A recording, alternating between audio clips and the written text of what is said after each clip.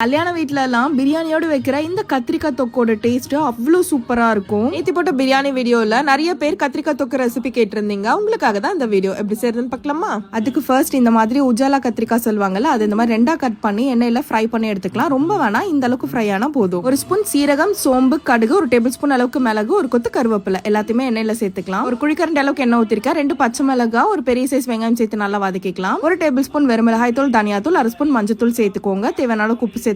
போல வதக்கிட்டு ஒரு மீடியம் சைஸ் தக்காளி சேர்த்து வதக்கிக்கோங்க. இப்போ ஒரு மசாலா அரைச்சிக்கலாம். ஒரு டேபிள் ஸ்பூன் எள்ளு, 1/4 ஸ்பூன் அளவுக்கு வெந்தயம், 1 டேபிள் ஸ்பூன் வேர்க்கடலை எல்லாத்தையுமே வறுத்து இந்த மாதிரி அரைச்சு எடுத்து வச்சுக்கலாம். களி ஓரளவுக்கு வதங்கினதும் நம்ம வறுத்து வச்சிருக்க கத்திரிக்காய் சேர்த்து மிக்ஸ் பண்ணிக்கோங்க. நம்ம அரைச்ச பேஸ்ட் சேர்த்து மிக்ஸ் பண்ணிக்கலாம். இந்த சைஸ் நெல்லிக்காய் அளவுக்கு புளி கரைச்சு எடுத்து வச்சிருக்கேன். 1 நிமிஷம் போல நல்லா வதக்கிட்டு இப்போ புளி தண்ணி சேர்த்துக்கோங்க. லோ ஃபிளேம்ல வச்சுட்டு ஒரு 5ல இருந்து 6 நிமிஷம் வரைக்கும் நல்லா குக் பண்ணி எடுத்தீங்கன்னா சூப்பரான கத்திரிக்காய் தொக்கு பிரியாணியோட சாப்பிட ரெடி. கண்டிப்பா ட்ரை பண்ணுங்க. உங்களுக்கு என்ன ரெசிபி வேணும்னு மறக்காம கமெண்ட் பண்ணுங்க. கண்டிப்பா உங்களுக்காக நான் குக் பண்றேன். பாய்.